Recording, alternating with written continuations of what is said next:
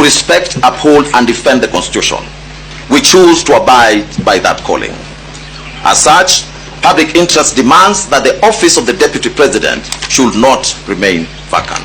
Applications for conservatory orders are hereby disallowed. 2.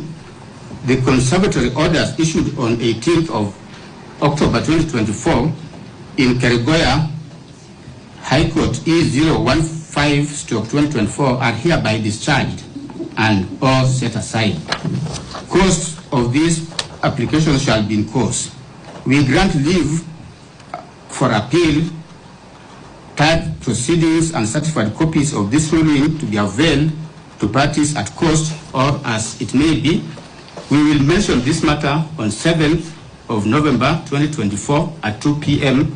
in the open court. This ruling shall forthwith be uploaded in the court tracking system. That is the ruling of the court.